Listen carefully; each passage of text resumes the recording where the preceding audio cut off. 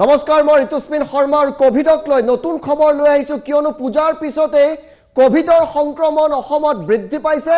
কামৰূপ মেট্ৰত যথেষ্ট বৃদ্ধি পাইছে আৰু এই মুহূৰ্তত চৰকাৰে কৈছে 7 দিনৰ ভিতৰত চৰকাৰে সিদ্ধান্ত ল'ব আৰু জৰুৰী বৈঠকত মিলিত হৈছে স্বয়ং মুখ্যমন্ত্ৰী হিমন্ত বিশ্ব শৰ্মা হয়তো 7 দিনৰ ভিতৰত নতুন এছপি আহিব আৰু কঠোৰ নীতি নিয়ম পুনৰবাৰ অসমত বলবৎ হ'ব পাৰে কোভিডক লৈ এটা বিগ ব্ৰেকিং পূজাৰ পিছতে ৰাজ্যত বৃদ্ধি হৈছে কোভিডৰ সংক্ৰমণ 7টা দিনৰ ভিতৰত সিদ্ধান্ত ল'ব জৰুৰী বৈঠকত অংশগ্ৰহণ কৰিছে মুখ্যমন্ত্ৰী হিমন্ত বিশ্ব শৰ্মাই কালিয়ে বৈঠক হৈ গৈছে এটা সপ্তাহৰ ভিতৰত কঠোৰ সিদ্ধান্ত লোৱাৰ দিশে ৰাজ্য চৰকাৰ আগবাঢ়িছে পূজাৰ পিছৰ পৰিস্থিতি পৰ্যালোচনা কৰি আছে চৰকাৰখনে অত্যন্ত গুৰুত্ব সহকাৰে লৈছে এই পৰ্যালোচনাৰ পিছতে সিদ্ধান্ত গ্ৰহণ কৰা হ'ব বুলি জনাইছে স্বাস্থ্য মন্ত্ৰী কেশৱ মহন্তই হয়তো কাৰফিউ সময়সীমা বৃদ্ধি পাব পাৰে পুনৰ অন্যান্য কঠোৰ নীতি নিয়ম পুনৰ প্ৰৱৰ্তন হ'বলৈ হয়তো গৈ আছে ৰাজ্যখনত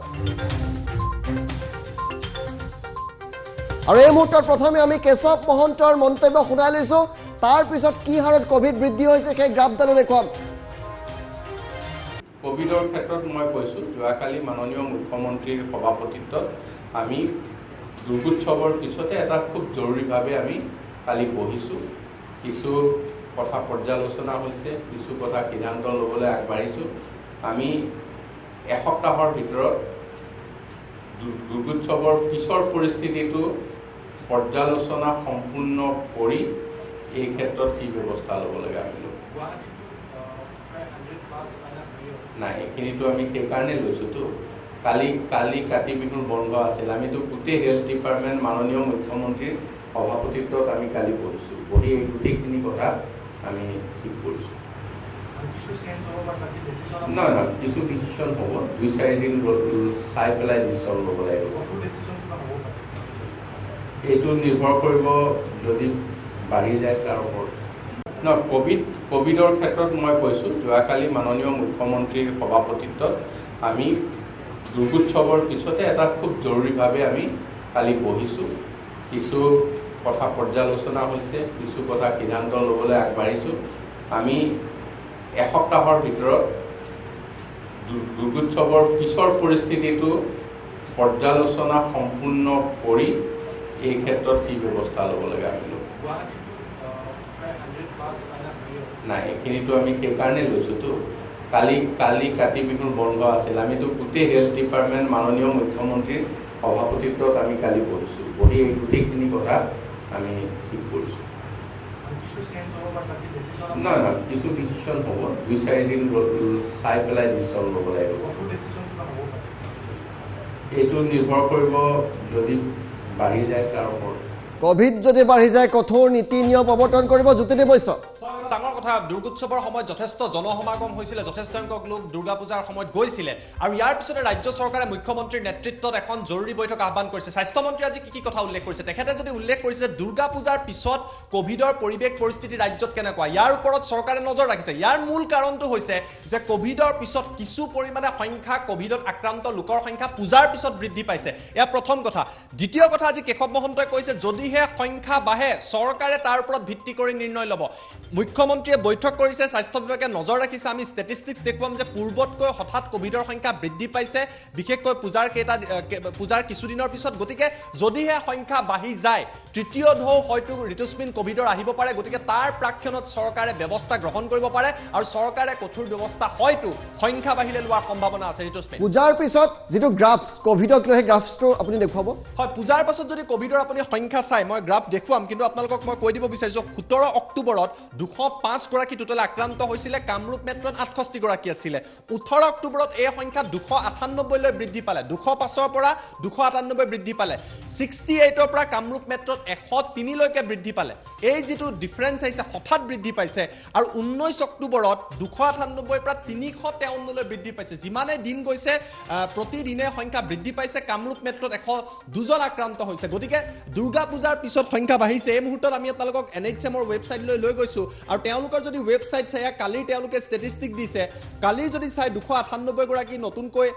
298 নতুনকৈ আক্ৰান্ত হৈছে আৰু কামৰূপ মেট্ৰত যদি আপুনি চাই 103 গৰাকী কালিৰ দিনটোত 103 এয়া নতুনকৈ আক্ৰান্ত হৈছে এফালে বিদ্যালয়সমূহ লাহে লাহে খোলা হৈছে শিথিলকৰণ দিয়া হৈছে 9 বজালৈকে দোকান খুলিবলৈ দিয়া হৈছে 10 বজাৰ হৈ কাৰফিউ কিন্তু পূজাৰ পিছত কিছু পৰিমাণে কোভিডৰ সংখ্যা বৃদ্ধি পাইছে ইয়া বিগত 10 দিনৰ পজিটিভিটিৰ কেছ চাও কামৰূপ মেট্ৰত 827 লৈকে গৈছে বেছি নাই আৰু 1000 পাৰ কৰিবলৈ হয়তো এটা দুটা দিনৰ ভিতৰত পুনৰবাৰ মই কিছু জুম আউট কৰি ভিডিঅ' জাৰ্নেলিষ্টক দেখুৱাবলৈ অনুৰোধ কৰিছো এটা দুটা দিনৰ ভিতৰত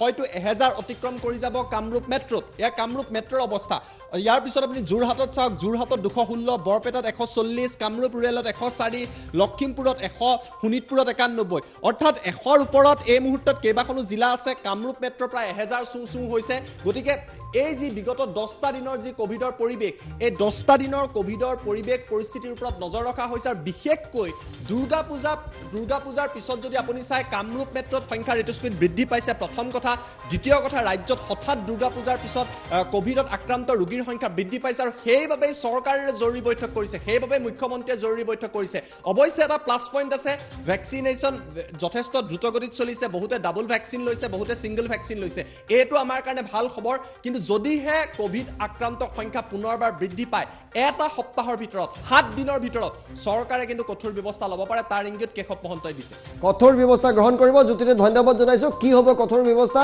মিনি লকডাউন কাৰফিউৰ সময়সীমা বৃদ্ধি কৰিব কিন্তু এই মুহূৰ্তত এটা ডাঙৰ খবৰ আমি জনাই আছো ডাঙৰ খবৰ পূজাৰ পিছতে যেহেতু ৰাজ্যৰ কোভিডৰ সংক্ৰমণ সাংঘাতিক ধৰণে বাঢ়ি গৈছে বিগত 10 দিনত কামৰূপ মেট্ৰত প্ৰায় 900 লোক আক্ৰান্ত হৈছে গতিকে জৰুৰী বৈঠকত অংশগ্ৰহণ কৰিছে মুখ্যমন্ত্ৰী হিমন্ত বিশ্ব শৰ্মাই এটা সপ্তাহৰ ভিতৰত কঠোৰ সিদ্ধান্ত ল'ব ৰাজ্য চৰকাৰে হয় মিনি লকডাউন হ'ব পাৰে কাৰফিউ সময়সীমা বৃদ্ধি হ'ব কিন্তু সিদ্ধান্ত ল'ব পূজাৰ পিছৰ পৰিস্থিতি পৰ্যালোচনা কৰি আছে চৰকাৰে আগন্তুক উপ নিৰ্বাচন আহি আছে 5টা সমষ্টিত এই পৰ্যালোচনাৰ পিছতে সিদ্ধান্ত গ্ৰহণ কৰা হ'ব বুলি স্বাস্থ্যমন্ত্ৰী কেশৱ মহন্তই ইতিমধ্যে স্পষ্ট ভাষাত জনাই দিছে কাৰফিউ সময়সীমা বৃদ্ধি হ'ব পাৰে কেশৱ মহন্তৰ ভাষ্য পুনৰবাৰ শুনাইছো কোভিড আঁতৰি যোৱা নাই পুনৰ কোভিড আহিছে আৰু পুনৰ অসমত কোভিডৰ সংখ্যা বৃদ্ধি পাইছে যেটো অত্যন্ত চিন্তনীয় এই মুহূৰ্তত ফেষ্টিভ সিজন অসমত আৰম্ভ হৈছে উৎসৱৰ বতৰ কাইলৈ লক্ষ্মী পূজা তাৰ পিছত Diwali Christmas new years Magh Bihu সকলো আহি আছে আৰু এই মুহূৰ্তত যেটো আশংকা কৰা হৈছিল যে ফেষ্টিভ সিজনৰ উৎসৱৰ বতৰত কোভিড সদায় বৃদ্ধি পায় আৰু সেয়াই পূজাৰ পিছৰ এই দুদিনত সেই তথ্য আমি লাভ কৰিছো যাৰ বাবে চৰকাৰে এই মুহূৰ্তত কৈছে সিদ্ধান্ত ল'ব 7টা দিনৰ ভিতৰত কোভিডৰ ক্ষেত্ৰত মই কৈছো যোৱাকালি মাননীয় মুখ্যমন্ত্ৰীৰ সভাপতিত্বত আমি দুৰ্গোৎসৱৰ পিছতে এটা খুব জৰুৰীভাৱে আমি কালি বহিছো কিছু কথা পৰ্যালোচনা হৈছে কিছু কথা সিদ্ধান্ত ল'বলৈ আগবাঢ়িছো আমি এসপ্তাহৰ ভিতৰত দুৰ্গোৎসৱৰ পিছৰ পৰিস্থিতিটো পৰ্যালোচনা সম্পূৰ্ণ কৰি এই ক্ষেত্ৰত কি ব্যৱস্থা ল'ব লাগে আমি নাই এইখিনিতো আমি সেইকাৰণে লৈছোতো কালি কাতি বিহুৰ বন্ধ আছিল আমিতো গোটেই হেল্থ ডিপাৰ্টমেণ্ট মাননীয় মুখ্যমন্ত্ৰীৰ সভাপতিত্বত আমি কালি বহিছোঁ বহি এই গোটেইখিনি কথা আমি ঠিক কৰিছোঁ নহয় নহয় কিছু ডিচিশ্যন হ'ব 2-4 দিন চাই পেলাই ডিচিশ্যন ল'ব লাগিব এইটো নিৰ্ভৰ কৰিব যদি বাঢ়ি যায় তাৰ ওপৰত কোভিডৰ ক্ষেত্ৰত মই কৈছোঁ যোৱাকালি মাননীয় মুখ্যমন্ত্ৰীৰ সভাপতিত্বত আমি দুৰ্গোৎসৱৰ পিছতে এটা খুব জৰুৰীভাৱে আমি কালি বহিছোঁ কিছু কথা পৰ্যালোচনা হৈছে কিছু কথা সিদ্ধান্ত ল'বলৈ আগবাঢ়িছোঁ আমি এসপ্তাহৰ ভিতৰত দুৰ্গোৎসৱৰ পিছৰ পৰিস্থিতিটো পৰ্যালোচনা সম্পূৰ্ণ কৰি এই ক্ষেত্ৰত কি ব্যৱস্থা ল'ব লাগে আমি নাই এইখিনিতো আমি সেইকাৰণে লৈছোতো কালি কাতি বিহুৰ বন্ধ আছিল আমিতো গোটেই হেল্থ ডিপাৰ্টমেণ্ট মাননীয় মুখ্যমন্ত্ৰীৰ সভাপতিত্বত আমি কালি বহিছোঁ বহি এই গোটেইখিনি কথা আমি ঠিক কৰিছোঁ নহয় নহয় কিছু ডিচিশ্যন হ'ব 2-4 দিন চাই পেলাই ডিচিশ্যন ল'ব লাগিব এইটো নিৰ্ভৰ কৰিব যদি বাঢ়ি যায় তাৰ ওপৰত